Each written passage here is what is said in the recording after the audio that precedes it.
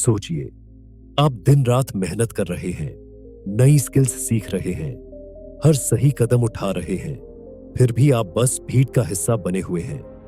आप अपने करियर में आगे बढ़ना चाहते हैं, लेकिन कोई नोटिस नहीं कर रहा।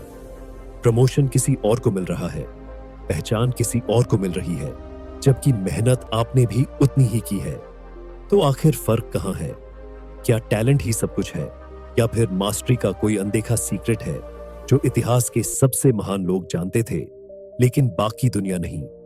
Leonardo da Vinci, Einstein, Michael Jordan, Steve jobs, क्या ये लोग जन्म से ही जीनियस थे, या उन्होंने कोई ऐसा सिस्टम अपनाया जिसने उन्हें दुनिया का बेस्ट बना दिया?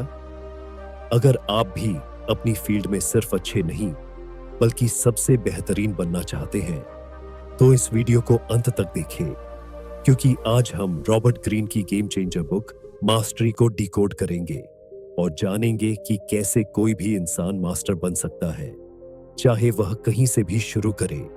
स्वागत है बुक साकी, जहां बुक्स सिर्फ पढ़ी नहीं जाती, बल्कि आपकी लाइफ को ट्रांसफॉर्म करने के लिए जिया जाता है। अगर आप नॉलेज और सक्सेस के इस सफर में हमारे साथ हैं, तो अभी सब्सक्राइब करें और बेल आइकन दबाएं, ताकि आपसे कोई भी लाइफ चेंजिंग समरी मिस न हो। आपने कभी सोचा है कि दुनिया के सबसे सफल लोग बाकी लोगों से अलग कैसे बनते हैं? क्या वे जन्म से ही खास होते हैं, या उनके पास कोई ऐसा सीक्रेट है जो बाकी लोगों को नहीं पता?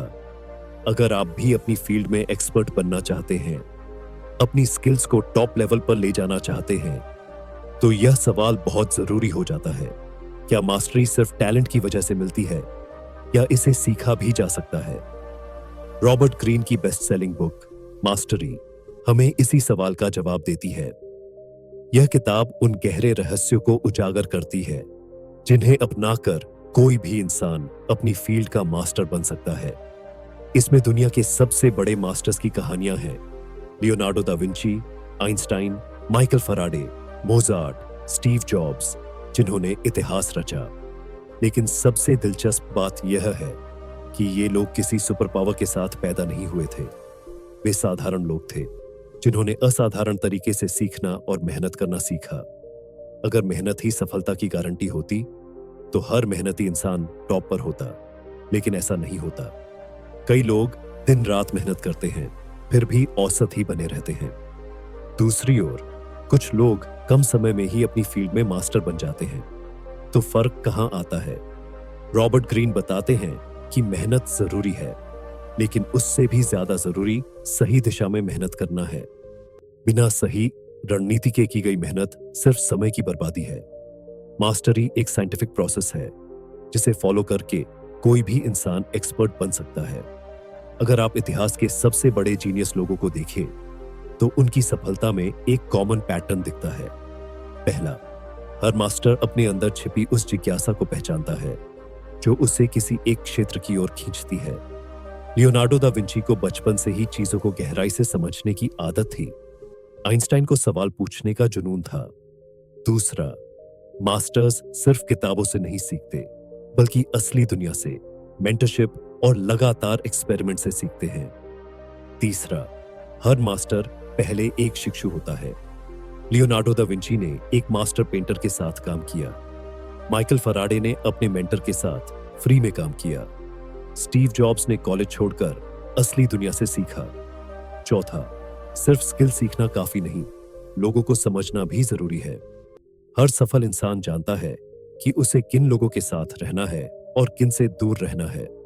पांचवा, मास्टर्स सिर्फ पुरानी चीजें नहीं दोहराते, वे कुछ नया जोड़ते हैं। वे नकल नहीं करते, वे अपनी पहचान बनाते हैं। छठा, मास्टरी कभी खत्म नहीं होती। जो लोग सोचते हैं कि वे सब कुछ सीख चुके हैं, वे धीरे धीरे गिरने लगते हैं। बहुत से लोग मानते हैं कि टैलेंट ही मास्टरी की कुंजी है। अगर आप टैलेंटेड नहीं हैं, तो आप कभी भी ग्रेट नहीं बन सकते। लेकिन सच्चाई इससे बिल्कुल अलग है। रॉबर्ट ग्रीन कहते हैं कि टैलेंट से ज्यादा जरूरी है सही तरीके से सीखा हुआ कौशल। सोचिए, अगर टैलेंट ही सब कुछ होता, तो क्या माइकल जॉर्डन दुनिया के सबसे बड़े बास्केटबॉल खिलाड़ी बन पाते? स्कूल में उन्हें उनकी टीम से निकाल दिया गया था, क्योंकि वे बहुत अच्छे नहीं थे। लेकिन उन्होंने हर दिन 6 घंटे प्रैक्टिस की और बास्केटबॉल के इतिहास में सबसे बड़े खिलाड़ी बन गए। अगर टैलेंट ही सब कुछ होता तो क्या आइंस्टाइन महान वैज्ञानिक बन पाते? स्कूल में वे एवरेज स्टूडेंट थे, लेकिन उन्होंने अपने दिमाग को 20 साल तक ट्रेन किया और ऐसी थ्योरी दी जिसने विज्ञान की दुनिया बदल दी। मोजार्ट को ही देख लीजिए, वे बचपन में ही संगीत के जीनियस लगते थे, लेकिन क्या आपने सोचा है क्यों? क्योंकि उनके पिता खुद एक म्यूजिक मास्टर थे और उन्होंने मोजार्ट को बचपन से ही ट्रेनिंग देनी शुरू कर दी थी। सच्चाई यह है कि हर महान इंसान एक खास पैटर्न को फॉलो करता है।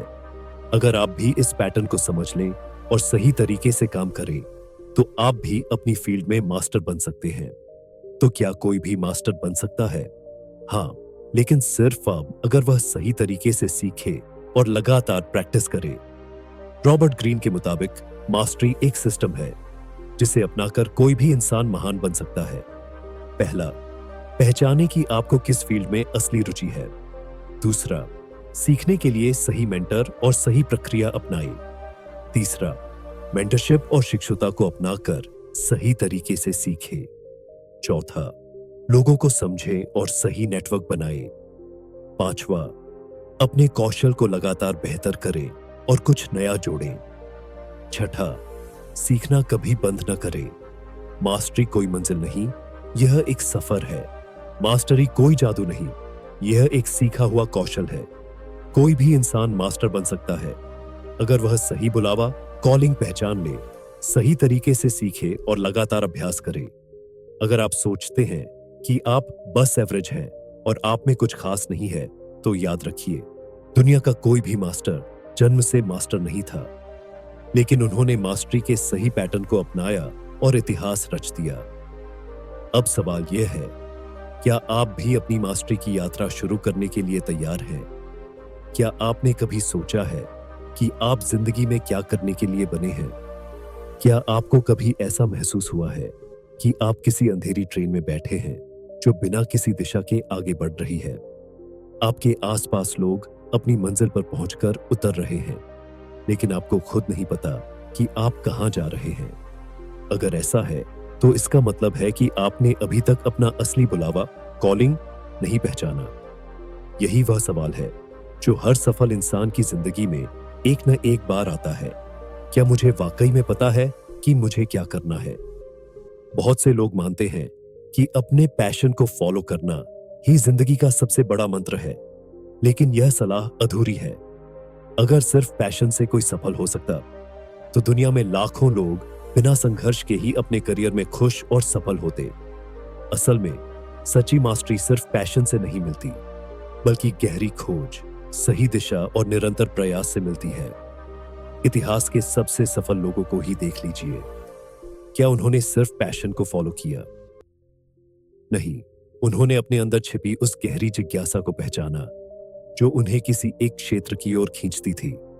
लियोनार्डो दा विंची को बचपन में स्कूल के सब्जेक्ट्स में खास दिलचस्पी नहीं थी, लेकिन वे मशीनों और जानवरों की ड्राइंग बनाने में घंटों लगे रहते थे। उनके अंदर चीजों को गहराई से समझने की ललक थी। अगर उन्होंने सिर्फ पेंटर बनने तक खुद को सीमित रखा होता, तो वे कभी वैज्ञानिक और इन्वेंटर नहीं बनते। मोजार्ट ने 4 साल की उम्र में पियानो बजाना शुरू कर दिया था, लेकिन क्या यह सिर्फ उनका टैलेंट था? नहीं, उनके पिता खुद एक संगीत शिक्षक थे, जिन्होंने बचपन से ही उन्हें सही दिशा में ढालना शुरू कर दिया था। आइंस्टाइन बचपन में औसत छात्र थे, लेकिन उन्हें सवाल पूछना बहुत पसंद था। टाइम क्या होता है? यूनिवर्स कैसे काम करता है? उन्होंने अपने पैशन को एक गहरे बुलावे में बदल दिया और विज्ञान की दुनिया को हिलाकर रख दिया। अब सवाल उठता है, अगर आपको अभी तक अपना बुलावा नहीं मिला है, तो आप इसे कैसे खोज सकते हैं? क्या कोई साइंटिफिक तरीका है जिससे हम जान सकें कि हमें क्या करना चाहिए? रॉबर्ट ग्रीन इसके लिए 3 प्रभावी तरीकों की सलाह देते हैं। पहला, बचपन की झलकियों को देखें। बचपन में आपको किस चीज में सबसे ज्यादा मजा आता था? क्या कोई ऐसी एक्टिविटी थी जिसमें आप घंटों तक डूब जाते थे, बिना थके, बिना बोर हुए? यही आपकी मास्टरी की पहली झलक हो सकती है। दूसरा, दूसरों की राय को समझे। लोग अक्सर आपको किन चीजों के लिए पसंद करते हैं? क्या वे कहते हैं कि आप किसी खास काम में नेचुरली अच्छे हैं? शायद वही आपका असली बुलावा हो। तीसरा, अपनी लाइफ में पैटर्न को पहचाने। अगर आप अपनी अब तक की जर्नी को देखें, तो क्या कोई खास पैटर्न दिखता है? बार बार कौन सी चीज आपको सबसे ज्यादा आकर्षित करती है? शायद वहीं आपका कॉलिंग छिपा हो। अगर आप आज से ही अपने बुलावे की तलाश शुरू करना चाहते हैं, तो इसका एक शानदार तरीका है लाइफ ऑडिट टेक्निक। एक पेपर उठाइए और लिखिए, बचपन में मुझे किन चीजों में सबसे ज्यादा मजा आता था? अभी कौन सी चीज मुझे सबसे ज्यादा एक्साइट करती है? लोग मेरी किस स्किल की सबसे ज्यादा तारीफ करते हैं? इन सवालों के जवाब आपको आपकी मास्टरी के करीब ले जाएंगे। इसके बाद अपने काम को एक्सप्लोर करें। अगर आपको अभी तक अपना बुलावा नहीं मिला, तो हर चीज ट्राई करें, नए स्किल्स सीखें, अलग अलग चीजों को एक्सप्लोर करें। जब तक आपका असली बुलावा आपको नहीं मिल जाता, तब तक हर काम को एक एक्सपेरिमेंट की तरह लीजिए। सीखें, गलतियां करें, फिर से कोशिश करें, और जब आपको अपनी सही दिशा मिल जाए, तो उसमें मास्टरी हासिल करें। अब तक आपने जाना कि दुनिया के सबसे बड़े मास्टर्स को उनका असली बुलावा कैसे मिला, लेकिन सिर्फ बुलावा पहचानना काफी नहीं है। असली सवाल यह है, क्या सिर्फ पैशन से मास्टरी मिल सकती है, या इसके लिए एक सही अप्रोच चाहिए? क्या किसी भी स्किल में मास्टर बनने के लिए कोई सिस्टम है? इसका जवाब वीडियो में आगे मिलेगा। क्या आपने कभी गौर किया है कि दो लोग एक ही स्किल सीखते हैं, लेकिन कुछ सालों बाद उनमें से एक एक्सपर्ट बन जाता है और दूसरा बस एवरेज रह जाता है? दोनों ने एक ही समय पर शुरुआत की थी, दोनों ने मेहनत भी की थी, लेकिन फिर भी एक सफल हो गया और दूसरा नहीं। ऐसा क्यों होता है? इसका जवाब है सही सीखने की कला। सिर्फ मेहनत करना ही काफी नहीं, सीखने का सही तरीका अपनाना जरूरी है। दुनिया के जितने भी मास्टर्स हुए हैं, Leonardo da Vinci, Einstein, Michael Faraday, Mozart या स्टीव जॉब्स, वे सभी पहले महान छात्र थे। वे हमेशा सीखने के लिए तैयार रहते थे, लेकिन उन्होंने सीखने के लिए एक सही प्रक्रिया अपनाई थी। यही सही प्रक्रिया शिक्षुता, अप्रेंटिसशिप कहलाती है, और यही मास्टरी तक पहुंचने का पहला कदम है। आजकल लोग सोचते हैं कि अगर उन्होंने कोई ऑनलाइन कोर्स कर लिया या डिग्री हासिल कर ली, तो वे एक्सपर्ट बन जाएंगे। लेकिन क्या सच में ऐसा होता है? अगर सिर्फ डिग्री लेने से लोग एक्सपर्ट बन जाते, तो हर ग्रेजुएट अपने फील्ड का मास्टर होता। असलियत यह है कि डिग्री सिर्फ एक पेपर है। असली सीखना तो किसी मास्टर के साथ काम करने, गहराई से ऑब्जर्व करने और लगातार अभ्यास करने से होता है। यही कारण है कि हर सफल इंसान की जिंदगी में एक बेहद जरूरी फेज आता है, शिक्षुता। रॉबर्ट ग्रीन बताते हैं कि मास्टरी तक पहुंचने के लिए शिक्षुता को 3 स्टेज में बांटा जा सकता है। पहली स्टेज है गहरी ऑब्जर्वेशन। इसमें आपको कुछ नहीं करना, बस देखना और समझना है। जब लियोनार्डो दा विंची अपने गुरु के साथ पेंटिंग सीख रहे थे, तो उन्होंने पहले कई महीनों तक सिर्फ उनके काम को देखा। वे बिना किसी सवाल के बस हर तकनीक को समझते रहे। यही माइकल फराडे ने किया था जब उन्होंने सर हम्फ्री डेवी के साथ फ्री में काम किया था। उन्होंने पहले सिर्फ सीखा, देखा, समझा और अपने अंदर प्रोसेस किया। दूसरी स्टेज है गहन अभ्यास। अब आपको सिर्फ देखना नहीं, बल्कि करने की आदत डालनी होगी। बार बार अभ्यास करना होगा। जब मोजार्ट ने 6 साल की उम्र में अपना पहला कंपोजिशन लिखा, तो वह कोई मास्टरपीस नहीं था। उन्होंने हजारों घंटे अभ्यास किया, अपनी गलतियों से सीखा और धीरे धीरे मास्टर बन गए। सिर्फ थ्योरी पढ़ने से कोई मास्टर नहीं बनता। असली मास्टरी लगातार अभ्यास और सुधार से आती है। तीसरी स्टेज है स्वतंत्र प्रयोग। यह स्टेज तब आती है जब आपने काफी सीख लिया हो और अब आप अपने खुद के तरीके विकसित करने के लिए तैयार हो। पिकासो ने किया था। शुरुआत में उन्होंने पुराने मास्टर्स को कॉपी किया, लेकिन जब उन्होंने अपनी खुद की स्टाइल बनाई, तभी वे इतिहास के सबसे बड़े आर्टिस्ट बने। लेकिन सीखने के दौरान सबसे बड़ी गलती क्या होती है? सबसे बड़ी गलती है जल्दी सफल होने की चाह। अगर आप सोचते हैं कि आप बिना गहराई से सीखे मास्टर बन सकते हैं, तो आप गलत हैं। आजकल लोग जल्दी जल्दी सीखना चाहते हैं, वे तुरंत एक्सपर्ट बनना चाहते हैं, लेकिन असली सीखने की प्रक्रिया समय लेती है। माइकल जॉर्डन हर दिन 6 घंटे अभ्यास करते थे, इसीलिए वे बास्केटबॉल के नंबर 1 प्लेयर बने। अगर आप इस प्रक्रिया को स्किप करना चाहेंगे तो आप कभी मास्टर नहीं बन सकते। दूसरी बड़ी गलती होती है खुद को बहुत स्मार्ट समझना। अगर आप सोचेंगे कि आपको सब कुछ पहले से आता है और आप अपने मेंटर से बहस करेंगे तो आप कभी नहीं सीख पाएंगे। तीसरी गलती होती है सिर्फ थ्योरी पर फोकस करना। सिर्फ किताबें पढ़ने से कोई मास्टर नहीं बनता। असली मास्टरी के लिए लगातार अभ्यास करना जरूरी है। अब सवाल यह उठता है, अगर आपको मास्टर बनना है तो इसे अपनी जिंदगी में कैसे लागू करें? पहला, अपने लिए सही मेंटर खोजें।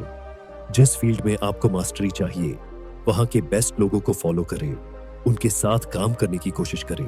दूसरा, शुरुआत में सिर्फ सीखें, ज्यादा सवाल न करें, बस सुने, देखें और समझें। जल्दीबाजी न करें। तीसरा, लगातार प्रैक्टिस करें, जब तक आप एक्सपर्ट न बन जाए। हर दिन थोड़ा थोड़ा सुधार करें। चौथा, एक बार जब आपको बेसिक्स समझ आ जाए तो अपनी खुद की स्टाइल डेवलप करें। यही मास्टरी की असली शुरुआत होती है। अब तक आप समझ चुके हैं कि सही तरीके से सीखना मास्टरी की सबसे जरूरी स्टेप है। लेकिन क्या सिर्फ मेंटर के बिना कोई मास्टर बन सकता है? मेंटर का सही चुनाव कैसे करें? दुनिया के सबसे बड़े लीडर्स और बिजनेसमैन अपने गुरुओं से सीखकर नंबर 1 कैसे बनते हैं? इसका जवाब मिलेगा अगले अध्याय में। क्या कोई बिना मेंटर के मास्टर बन सकता है? सोचिए, अगर अलेक्जेंडर द ग्रेट को अरस्तु न मिले होते तो क्या वे इतिहास के सबसे महान योद्धाओं में से एक बन पाते? अगर माइकल फैराडे ने सर हम्फ्री डेवी को फ्री में असिस्ट न किया होता तो क्या वे इलेक्ट्रिसिटी के सिद्धांत खोज पाते? अगर स्टीव जॉब्स ने एडवाइस के लिए अनुभवी लोगों से मुलाकात न की होती तो क्या वे एप्पल को दुनिया का सबसे इनोवेटिव ब्रांड बना पाते? इतिहास में जितने भी महान लीडर्स, वैज्ञानिक, आर्टिस्ट और बिजनेसमैन हुए हैं, उनकी सफलता के पीछे एक कॉमन फैक्टर है, एक सही मेंटर। मेंटरशिप का सीधा मतलब है किसी अनुभवी व्यक्ति से सीखना, उनकी गलतियों से बचना और उनके ज्ञान को अपनी ताकत बनाना। मेंटर आपकी ग्रोथ को 10 गुना तेज कर सकता है, आपके संघर्ष को आधा कर सकता है और आपको सही दिशा में आगे बढ़ने में मदद कर सकता है। आज के दौर में लोग सोचते हैं कि उन्हें किसी मेंटर की जरूरत नहीं है। इंटरनेट पर हर जानकारी मौजूद है। YouTube वीडियो और ऑनलाइन कोर्सेज से सब कुछ सीखा जा सकता है। लेकिन क्या आपने सोचा है कि जानकारी होना और असल दुनिया में सफलता हासिल करना दोनों अलग बातें हैं? इंटरनेट आपको जानकारी दे सकता है, लेकिन मेंटर आपको वह अनुभव देगा जो किसी किताब या वीडियो में नहीं मिलेगा। एक मेंटर आपको गलत फैसले लेने से बचा सकता है, आपकी ग्रोथ को तेज कर सकता है और आपको लाइफ के असली खेल के लिए तैयार कर सकता है। यही कारण है कि दुनिया के सबसे सफल लोगों ने अपनी जिंदगी में मेंटरशिप को अपनाया। एलोन मस्क ने रॉकेट साइंस किसी यूनिवर्सिटी में नहीं, बल्कि सीधे एक्सपर्ट्स से काम करके सीखी। वॉरेन बफेट ने अपने मेंटर बेंजामिन ग्राहम से निवेश की बारीकियां सीखी। माइकल जॉर्डन को उनके कोच फिल जैक्सन ने बास्केटबॉल का लीजेंड बना दिया। अब्राहम लिंकन ने अपने विरोधियों को भी अपने मेंटर के रूप में अपनाया और अमेरिका को सबसे बड़े संकट से बाहर निकाला।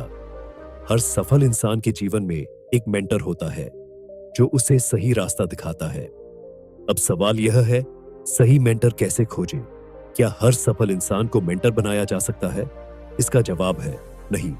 एक गलत मेंटर आपकी पूरी दिशा भटका सकता है। इसलिए सही मेंटर चुनने के 3 सोने के नियम याद रखें। पहला, मेंटर वही चुने जो खुद उस लेवल पर पहुंचा हो जहां आप जाना चाहते हैं। अगर आप बिजनेस सीखना चाहते हैं तो किसी असली बिजनेसमैन से सीखें, न कि सिर्फ मोटिवेशनल स्पीकर से। दूसरा, मेंटर सख्त लेकिन प्रैक्टिकल होना चाहिए। असली मेंटर आपको खुश करने के लिए नहीं, बल्कि सुधारने के लिए होते हैं। अगर कोई आपको सिर्फ मोटिवेट कर रहा है लेकिन आपकी कमजोरियों पर काम नहीं कर रहा तो वह सही मेंटर नहीं है। तीसरा, मेंटर वही हो जिसकी सोच और सिद्धांत आपके फील्ड में बेस्ड हो। सिर्फ फेमस लोगों को मेंटर ना माने, बल्कि सही नॉलेज रखने वालों को चुने। जब आपने सही मेंटर चुन लिया, तो अब सवाल यह उठता है, मेंटर से सीखने का सबसे अच्छा तरीका क्या है? सिर्फ मेंटर से मिलने या उनके साथ काम करने से मास्टरी नहीं आती। आपको सही तरीके से सीखना भी आना चाहिए। इसके लिए 3 बेस्ट टेक्निक्स अपनाएं। पहली, अज्ञानी बनकर सीखो। हमेशा मानकर चले कि आपको कुछ नहीं आता। जो भी सीखे उसे बिना किसी जजमेंट के अपनाएं। सवाल पूछने से पहले खुद रिसर्च करें, फिर मेंटर के पास जाएं। दूसरी, छोटी जिम्मेदारियां खुद लें। मेंटर को सिर्फ फॉलो मत करो, उनके काम में हेल्प करने की कोशिश करो।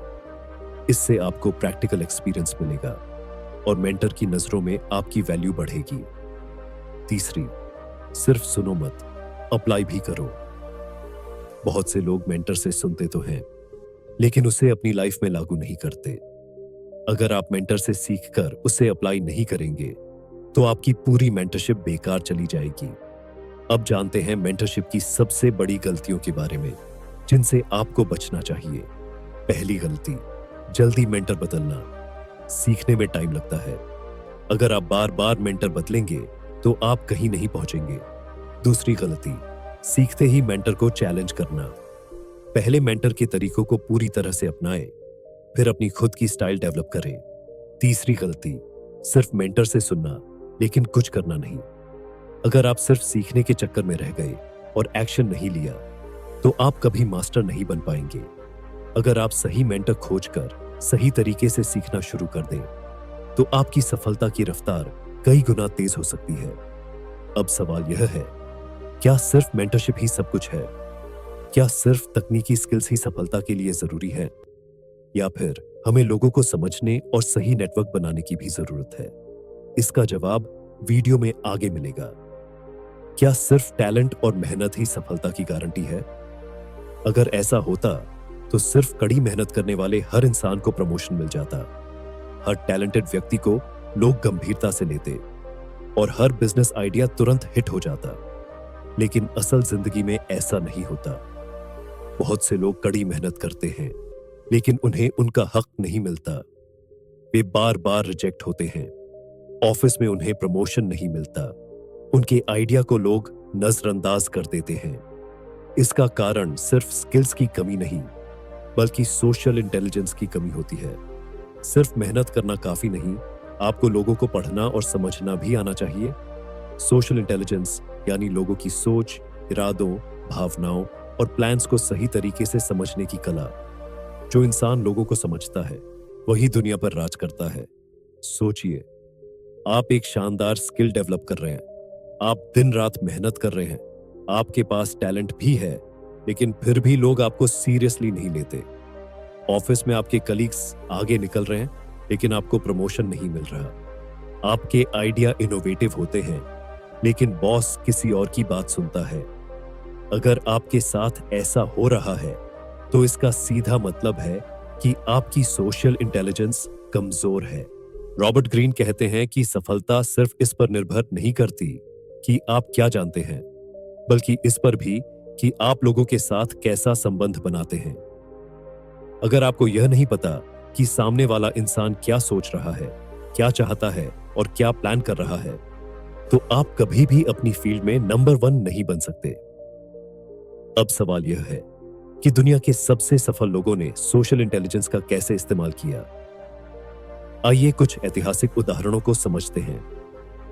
जूलियस सीजर, जिन्होंने पूरी रोमन सेना को अपनी लीडरशिप में इस कदर बांध लिया कि वे उनके लिए अपनी जान देने को तैयार रहते थे। सीजर कभी सिर्फ आदेश नहीं देते थे, वे अपने सैनिकों के साथ मिलकर खाना खाते थे, उनके संघर्षों को समझते थे, और इस वजह से उनकी पूरी सेना ने उन्हें कभी धोखा नहीं दिया। अब्राहम लिंकन, जिन्होंने अपने दुश्मनों को भी दोस्त बना लिया। जब वे राष्ट्रपति बने, तो उनके पास कई विरोधी थे, लेकिन उन्होंने विरोधियों को अपनी सरकार में जगह दी और उनकी क्षमताओं का सही उपयोग किया। वे जानते थे कि अगर दुश्मनों को इग्नोर किया गया, तो वे और ताकतवर बन जाएंगे, लेकिन अगर उन्हें सही तरीके से हैंडल किया जाए, तो वे आपकी सबसे बड़ी ताकत बन सकते हैं। स्टीव जॉब्स, जिन्होंने लोगों की जरूरतों को समझकर एप्पल को दुनिया का सबसे बड़ा ब्रांड बना दिया। उन्होंने देखा कि लोग सिर्फ एक अच्छा फोन नहीं चाहते, बल्कि ऐसा डिवाइस चाहते हैं जो उनकी लाइफस्टाइल का हिस्सा बने। उन्होंने टेक्नोलॉजी, डिजाइन और इमोशंस को जोड़कर आईफोन को ऐसा ब्रांड बनाया जिससे लोग भावनात्मक रूप से कनेक्ट हो गए। लेकिन सोशल इंटेलिजेंस सिर्फ दूसरों को समझने तक सीमित नहीं है, बल्कि यह भी जानना जरूरी है कि कौन आपके पक्ष में है और कौन आपके खिलाफ। कई बार जो लोग आपके सबसे अच्छे दोस्त लगते हैं, वे असल में आपकी ग्रोथ रोकने वाले होते हैं। तो अब सवाल उठता है, कैसे पहचाने कि कौन दोस्त है और कौन दुश्मन? इसके लिए 3 गुप्त संकेत हैं। पहला, अगर कोई इंसान आपकी बहुत ज्यादा तारीफ करता है लेकिन उसके एक्शंस कुछ और कहते हैं, तो वह शायद ईमानदार नहीं है। लोग अक्सर आपकी आंखों के सामने मीठी बातें करते हैं, लेकिन पीठ पीछे आपकी बुराई करते हैं। ऐसे लोगों को पहचानना बेहद जरूरी है। दूसरा, अगर कोई सिर्फ मीठी बातें करता है, लेकिन जब असल में आपकी मदद की जरूरत होती है तो वह गायब हो जाता है, तो वह सच्चा दोस्त नहीं है। तीसरा, अगर कोई आपकी हर गलती पर बहुत ज्यादा ध्यान देता है, लेकिन आपकी अच्छाइयों को नजरअंदाज करता है, तो समझ जाइए कि वह धीरे धीरे आपका आत्मविश्वास तोड़ने की कोशिश कर रहा है। ऐसे लोग आपकी तरक्की से जलते हैं और आपको पीछे रखने की कोशिश करते हैं। तो अब सवाल यह उठता है कि कैसे अपनी सोशल इंटेलिजेंस को बढ़ाया जाए। पहला, ज्यादा सुने, कम बोले। लोग क्या कह रहे हैं, उससे ज्यादा यह समझने की कोशिश करें कि वे इसे कैसे कह रहे हैं। उनकी बॉडी लैंग्वेज, एक्सप्रेशंस और आवाज के टोन को ध्यान से पढ़े। दूसरा, हर किसी को दोस्त मानने की गलती न करें। हर इंसान आपके अच्छे के लिए नहीं होता, इसीलिए सही लोगों को पहचानना सीखें। तीसरा, सही नेटवर्क बनाएं। सिर्फ अपनी स्किल्स डेवलप करना काफी नहीं, उन लोगों के साथ रहें जो आपको आगे बढ़ने में मदद कर सकते हैं। अब तक आपने समझ लिया कि सोशल इंटेलिजेंस कैसे आपकी मास्टरी और सफलता को कई गुना बढ़ा सकती है। लेकिन सवाल यह है, क्या सिर्फ मेंटरशिप और सोशल इंटेलिजेंस से मास्टरी मिल सकती है? क्या क्रिएटिविटी और इनोवेशन के बिना कोई भी इंसान मास्टर बन सकता है? क्या कोई ऐसा तरीका है जिससे आप अपनी क्रिएटिव सोच को और तेज कर सकते हैं? इसका जवाब वीडियो में आगे मिलेगा। क्या क्रिएटिविटी जन्म से मिलती है या इसे सीखा जा सकता है? यह सवाल अक्सर उन लोगों के मन में आता है जो किसी भी फील्ड में एक्सपर्ट बनना चाहते हैं, लेकिन उन्हें लगता है कि वे दूसरों की तरह इनोवेटिव नहीं हैं। बहुत से लोग मानते हैं कि क्रिएटिविटी सिर्फ गिने चुने लोगों को मिलती है, लेकिन यह सच नहीं है। रॉबर्ट ग्रीन कहते हैं कि क्रिएटिविटी कोई जादू नहीं, बल्कि यह एक सीखा जा सकने वाला कौशल है।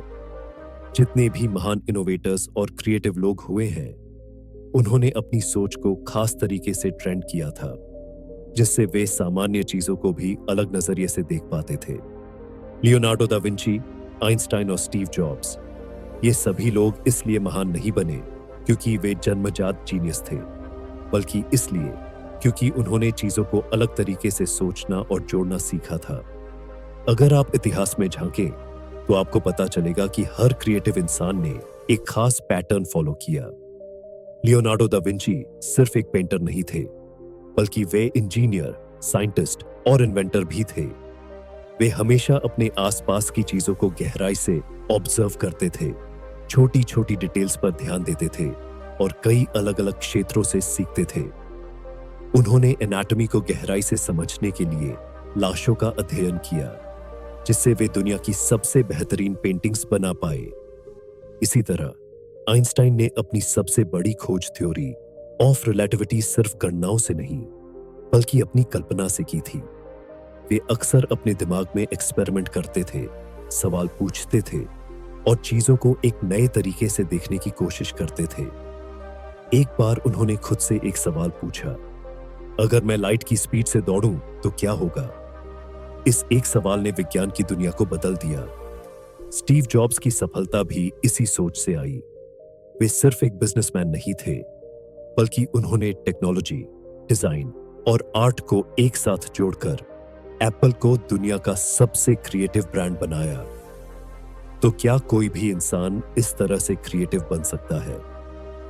जवाब है हाँ, लेकिन इसके लिए आपको अपनी सोच को एक नए तरीके से ट्रेंड करना होगा। रॉबर्ट ग्रीन बताते हैं कि अगर आप अपनी क्रिएटिविटी को बढ़ाना चाहते हैं तो आपको अपनी सीमाओं से बाहर निकलकर सोचना होगा। इसका मतलब है कि आपको सिर्फ अपनी फील्ड तक सीमित नहीं रहना चाहिए, बल्कि दूसरी इंडस्ट्री से भी सीखना चाहिए। लियोनार्डो दा विंची ने साइंस और आर्ट को मिलाया, आइंस्टाइन ने फिजिक्स और इमेजिनेशन को जोड़ा, और स्टीव जॉब्स ने टेक्नोलॉजी और डिजाइन को एक साथ लाया। अगर आप किसी भी समस्या को हल करने के लिए सिर्फ अपनी इंडस्ट्री के पुराने तरीकों पर ही निर्भर रहेंगे तो आप मास्टर नहीं बन सकते। लेकिन अगर आप दूसरी इंडस्ट्री से आइडियाज उधार लेंगे और उन्हें अपनी फील्ड में अप्लाई करेंगे तो आप असली इनोवेटर बन सकते हैं। अब सवाल यह उठता है, कैसे अपनी सोच को नई दिशा दें और असली क्रिएटिविटी हासिल करें? इसके लिए 3 शक्तिशाली तरीके हैं। पहला, हर चीज पर सवाल उठाएं। आइंस्टाइन की सबसे बड़ी खोज एक सवाल से शुरू हुई थी, अगर मैं लाइट की स्पीड से दौड़ूं तो क्या होगा? इसी तरह हर बड़ी खोज का जन्म एक नए सवाल से हुआ है। अगर आप भी मास्टर बनना चाहते हैं तो आपको हर चीज पर सवाल उठाने की आदत डालनी होगी। दूसरा, दूसरी इंडस्ट्री से सीखें। सिर्फ अपनी फील्ड तक सीमित मत रहिए, बल्कि अलग अलग विषयों में दिलचस्पी लीजिए। अगर आप एक बिजनेसमैन हैं तो साइकोलॉजी और डिजाइनिंग भी सीखें। अगर आप एक इंजीनियर हैं तो आर्ट और फिलॉसफी भी पढ़ें। जितना ज्यादा आप विभिन्न क्षेत्रों से सीखेंगे उतना ही ज्यादा आपकी सोच खुली होगी। तीसरा, एक्सपेरिमेंट करें और असफल होने से न डरें। हर महान खोज हजारों असफल एक्सपेरिमेंट्स के बाद आई है। लियोनार्डो दा विंची ने अपने हर आर्टवर्क से पहले सैकड़ों स्केच बनाए। आइंस्टाइन ने सैकड़ों बार अपनी थ्योरी पर काम किया और स्टीव जॉब्स ने कई प्रोडक्ट्स फेल करने के बाद आईफोन को परफेक्ट बनाया। क्रिएटिविटी किसी जादू से नहीं आती, बल्कि यह लगातार सीखने, सवाल पूछने और प्रयोग करने से विकसित होती है। अगर आप रोज अपनी सोच को चुनौती देने लगे, नई चीजें सीखें और एक्सपेरिमेंट करें तो आप भी अपनी फील्ड में मास्टर बन सकते हैं। लेकिन क्या सिर्फ क्रिएटिविटी और स्किल्स से कोई मास्टर बन सकता है, या फिर हमें अपने दिमाग की ताकत को और भी बेहतर तरीके से इस्तेमाल करने की जरूरत है? इसका जवाब वीडियो में आगे मिलेगा। क्या सफल होने के लिए सिर्फ लॉजिक ही काफी है, या फिर गॉट फीलिंग भी मायने रखती है? सोचिए, आप 2 रास्तों के बीच खड़े हैं। एक रास्ता पूरी तरह से गणना, डेटा और तथ्यों पर आधारित है, जहां हर कदम को तर्क और विश्लेषण के आधार पर तय किया जाता है। दूसरा रास्ता आपकी आंतरिक समझ, अनुभव और गट फीलिंग पर निर्भर करता है, जहां आप अपने अंदर की आवाज सुनकर फैसले लेते हैं। अब सवाल यह उठता है, क्या मास्टर बनने के लिए सिर्फ लॉजिक काफी है, या फिर हमारी गट फीलिंग भी एक अहम भूमिका निभाती है? रॉबर्ट ग्रीन बताते हैं कि सिर्फ लॉजिक या सिर्फ इंस्टिंक्ट से कोई मास्टर नहीं बन सकता। असली मास्टरी तभी आती है जब आप दोनों को सही बैलेंस में इस्तेमाल करना सीख जाते हैं। अगर सिर्फ लॉजिक से सफलता मिलती तो हर गणितज्ञ करोड़पति होता और हर वैज्ञानिक बिजनेस टाइकून बन जाता, लेकिन ऐसा नहीं होता। दुनिया के सबसे बड़े इनोवेशन और क्रांतिकारी खोजें सिर्फ ठंडे डेटा पर नहीं बनी, बल्कि वे गहरी गट फीलिंग और सहज ज्ञान का नतीजा थीं। आइंस्टाइन की थ्योरी ऑफ रिलेटिविटी इसकी सबसे बड़ी मिसाल है। उन्होंने अपने जीवन की सबसे बड़ी खोज को किसी गणितीय कैलकुलेशन से नहीं, बल्कि एक इमेजिनेटिव सवाल से शुरू किया था, अगर मैं लाइट की स्पीड से दौड़ूं तो क्या होगा?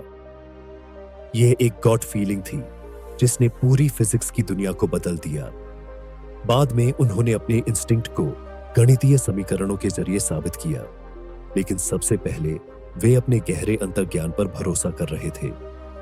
इसी तरह स्टीव जॉब्स ने जब पहली बार टच स्क्रीन फोन बनाने की बात की तो उनके आसपास के एक्सपर्ट्स ने इसे असंभव बताया, लेकिन उनकी गट फीलिंग ने कहा कि दुनिया को एक ऐसा फोन चाहिए जो सिर्फ एक डिवाइस न होकर एक अनुभव बने। उन्होंने अपने इंस्टिंक्ट को फॉलो किया और आईफोन ने पूरी टेक्नोलॉजी इंडस्ट्री को बदल दिया। तो सवाल यह है कि क्या हमें अपने फैसले सिर्फ डेटा और तथ्यों के आधार पर लेने चाहिए या फिर गट फीलिंग को भी महत्व देना चाहिए। इसका सही जवाब है दोनों का बैलेंस बनाना। बहुत से लोग या तो पूरी तरह से डेटा पर निर्भर रहते हैं या फिर पूरी तरह से अपनी गट फीलिंग पर चलते हैं। लेकिन जो लोग असली मास्टर्स बनते हैं वे इन दोनों चीजों को मिलाकर इस्तेमाल करते हैं। डेटा आपको गाइड करता है लेकिन इंस्टिंक्ट आपको दिशा दिखाता है, बताता है कि पिछले 10 सालों में क्या हुआ है। लेकिन गट फीलिंग आपको बताती है कि अगले 10 सालों में क्या हो सकता है। डेटा से आप विश्लेषण कर सकते हैं लेकिन गट फीलिंग आपको सही समय पर सही निर्णय लेने में मदद करती है। अब सवाल उठता है कि कैसे अपनी गट फीलिंग को शार्प किया जाए ताकि हम सही समय पर सही फैसले ले सके। इसके लिए 3 शक्तिशाली तकनीकें अपनाई जा सकती हैं। पहला, अपनी गट फीलिंग को टेस्ट करें। जब भी आपको किसी फैसले पर गट फीलिंग आए उसे तुरंत मानने की बजाय उसे चैलेंज करें। देखें कि इसके पीछे कोई लॉजिकल आधार है या नहीं। अगर बार बार आपका दिमाग किसी दिशा में जाने को कह रहा है तो इसका मतलब है कि आपकी गट फीलिंग मजबूत है। दूसरा, डाटा से सीखें लेकिन सिर्फ डाटा पर निर्भर न रहे। मार्केट रिसर्च करना जरूरी है लेकिन याद रखें कि सबसे बड़े इनोवेशन तब हुए हैं जब लोगों ने अपने इंस्टिंक्ट को फॉलो किया है। बिजनेस में नए ट्रेंड्स को पहचानना सिर्फ डेटा से नहीं बल्कि गट फीलिंग से भी संभव होता है। तीसरा, ज्यादा एक्सपेरिमेंट करें। गट फीलिंग बिना अनुभव के कमजोर होती है। अगर आप अपने अनुभवों को बढ़ाएंगे, नई चीजें आजमाएंगे, गलतियां करेंगे और उनसे सीखेंगे तो आपकी इंस्टिंक्ट और भी तेज हो जाएगी। मास्टरी का असली रहस्य यही है, लॉजिक और गट फीलिंग का सही बैलेंस बनाना। अगर आप सिर्फ गणनाओं में उलझे रहेंगे तो आप कभी भी नई खोजें नहीं कर पाएंगे और अगर आप सिर्फ अपने इंस्टिंक्ट पर भरोसा करेंगे तो आप बिना किसी ठोस आधार के गलत फैसले भी ले सकते हैं। मास्टर्स वही होते हैं जो इन दोनों चीजों को एक साथ मिलाकर अपनी सफलता की नींव रखते हैं। अब सवाल यह है, क्या आप अपनी लॉजिक और इंस्टिंक्ट को बैलेंस करके मास्टरी हासिल करने के लिए तैयार हैं? असफलता से हर कोई डरता है, लेकिन क्या आप जानते हैं कि असफलता ही मास्टरी की पहली सीढ़ी है? हर महान इंसान जिसने इतिहास रचा, उसने पहले बार बार असफलता का सामना किया, लेकिन फर्क यह था कि उन्होंने अपनी असफलताओं को हार के रूप में नहीं बल्कि सीखने के अवसर के रूप में देखा। सफल लोगों की सबसे बड़ी खासियत यही होती है, वे बार बार गिरते हैं लेकिन हर बार पहले से ज्यादा मजबूत होकर उठते हैं। असफलता कोई अंत नहीं बल्कि एक नई शुरुआत होती है। माइकल जॉर्डन, जेके रोलिंग और एलोन मस्क इसके सबसे बड़े उदाहरण हैं, जिन्होंने अपनी असफलताओं को अपनी सबसे बड़ी ताकत बना लिया और इतिहास में अपना नाम दर्ज कराया। सोचिए, अगर माइकल जॉर्डन स्कूल की टीम से निकाले जाने के बाद हार मान लेते तो क्या वे दुनिया के सबसे महान बास्केटबॉल खिलाड़ी बन पाते? उन्हें शुरुआत में कहा गया कि वे अच्छे खिलाड़ी नहीं हैं, लेकिन उन्होंने इसे अपने आत्मसम्मान का सवाल बना लिया। हर दिन 6 घंटे प्रैक्टिस की, अपनी कमजोरियों पर काम किया और खुद को इतना बेहतर बना लिया कि वे बास्केटबॉल के इतिहास में सबसे बड़ा नाम बन गए। जेके रोलिंग, जिन्होंने हैरी पॉटर लिखने से पहले दर्जनों रिजेक्शन झेले थे, लेकिन उन्होंने हार नहीं मानी। कई पब्लिशर्स ने उनकी किताब को छापने से मना कर दिया, लेकिन उन्होंने कोशिश जारी रखी। आज हैरी पॉटर दुनिया की सबसे ज्यादा बिकने वाली किताबों में से एक है। एलोन मस्क, जिन्हें उनकी पहली 3 रॉकेट लॉन्च विफल होने के बाद लगभग दिवालिया घोषित कर दिया गया था, लेकिन उन्होंने हार नहीं मानी। चौथे प्रयास में उन्होंने सफल होकर स्पेसएक्स को दुनिया की सबसे बड़ी स्पेस कंपनी बना दिया। अब सवाल यह है कि क्या असफलता हमारे दिमाग को और भी मजबूत बना सकती है? इसका जवाब है हाँ। वैज्ञानिक रिसर्च बताती है कि जब हम किसी चुनौती का सामना करते हैं और असफल होते हैं तो हमारा दिमाग ज्यादा तेजी से सीखता है। असफलता हमारे न्यूरॉन्स को रिवायर करती है, जिससे हम अगली बार बेहतर निर्णय ले पाते हैं। असफल होने से हमारा आत्मविश्वास कमजोर नहीं होता, बल्कि अगर सही तरीके से हैंडल किया जाए तो यह हमें मानसिक रूप से और भी ज्यादा मजबूत बना सकता है। गलतियां करने से हमारा अनुभव बढ़ता है और जब हम इन्हीं गलतियों से सीखते हैं तो हम मास्टर बनने की राह पर बढ़ते हैं। अब सवाल उठता है कि कैसे अपनी गलतियों को मास्टरी का हिस्सा बनाएं। इसके लिए सबसे जरूरी चीज है अपनी असफलताओं को स्वीकार करना। जब तक आप अपनी गलतियों को नहीं पहचानेंगे तब तक आप उनसे सीख नहीं पाएंगे। दूसरी चीज, अपनी असफलताओं का विश्लेषण करें। देखें कि कहां चूक हुई, क्या सुधार किया जा सकता है और अगली बार इसे कैसे बेहतर किया जा सकता है। तीसरी चीज, फेलियर को अपनी मानसिक मजबूती का हिस्सा बनाएं। हर बार जब आप असफल होते हैं तो इसे एक अनुभव के रूप में लें, न कि हार के रूप में। मास्टरी के सफर में असफलता एक अनिवार्य पड़ाव है। जो लोग इससे बचना चाहते हैं वे कभी महान नहीं बन सकते।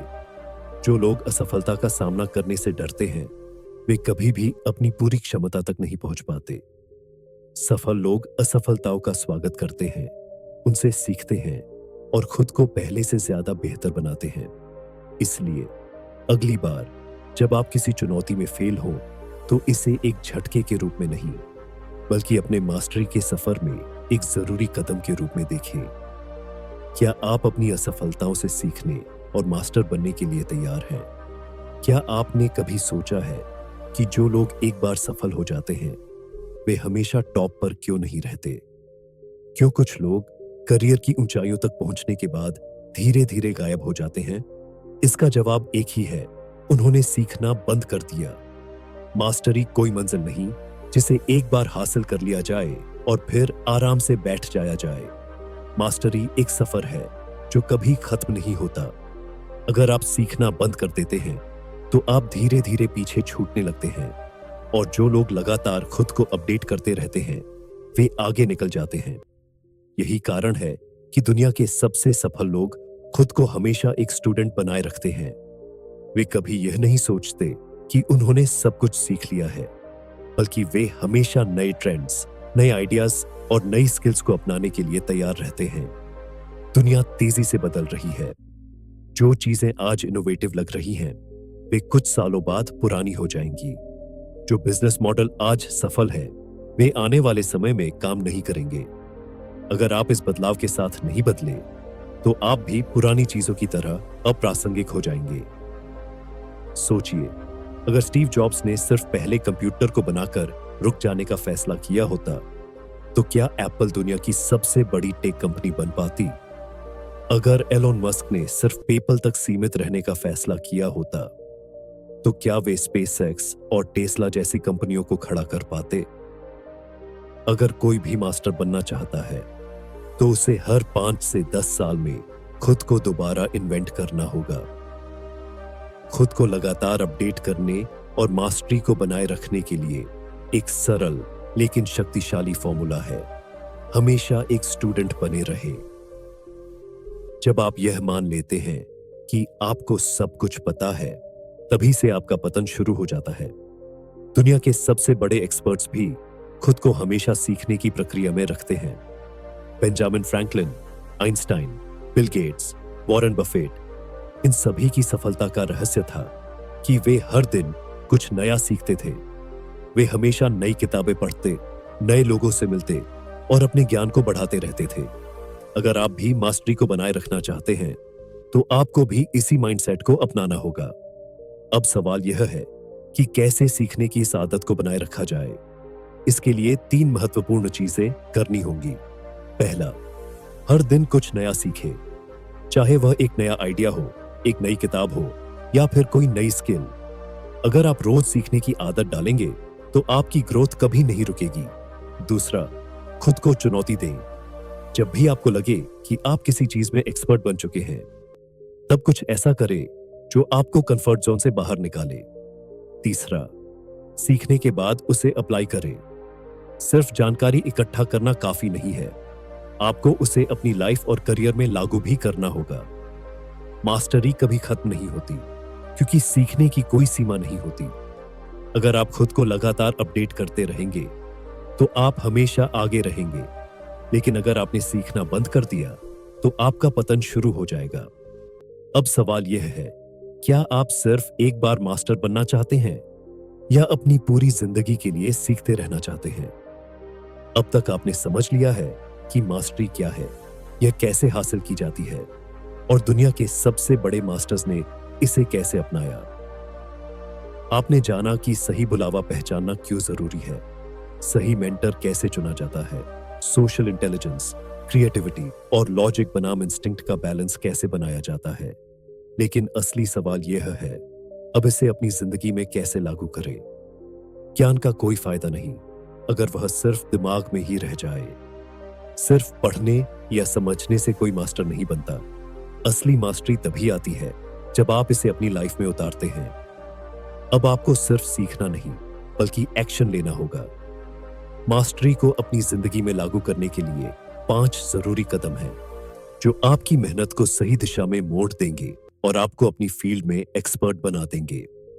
पहला, अपनी लाइफ का क्लियर विजन तय करें। जब तक आपको पता नहीं होगा कि आप किस दिशा में जाना चाहते हैं, तब तक आप सही फैसले नहीं ले पाएंगे। अपनी बुलावा को पहचानें और तय करें कि आप किस फील्ड में मास्टर बनना चाहते हैं। दूसरा, सीखने की आदत डालें और सही मेंटर खोजें। मास्टरी का सफर अकेले तय नहीं किया जा सकता। एक अच्छे मेंटर की गाइडेंस से आपकी ग्रोथ कई गुना तेज हो सकती है। सही मेंटर वही होता है जो आपकी गलतियों को सुधारने में मदद करे और आपको सख्ती से आगे बढ़ाए। तीसरा, हर दिन लगातार अभ्यास करें और एक्सपेरिमेंट करने से न डरें। सीखना एक चीज है, लेकिन उसे प्रैक्टिस में लाना सबसे जरूरी है। जब तक आप अपनी स्किल्स को रोज सुधारते नहीं रहेंगे, तब तक मास्टरी तक पहुंचना मुश्किल होगा। चौथा, लोगों को समझना सीखें और सही नेटवर्क बनाएं। दुनिया में अकेले सफल होना मुश्किल है। आपको उन लोगों से जुड़ना होगा जो आपको आगे बढ़ने में मदद कर सकते हैं और उन लोगों से बचना होगा जो आपकी प्रगति में बाधा डाल सकते हैं। पांचवा और सबसे जरूरी, हमेशा सीखते रहे और खुद को लगातार अपडेट करते रहे। मास्टरी कोई मंजिल नहीं, यह एक सफर है। अगर आप एक बार सफल होकर रुक गए तो धीरे धीरे पीछे छूट जाएंगे।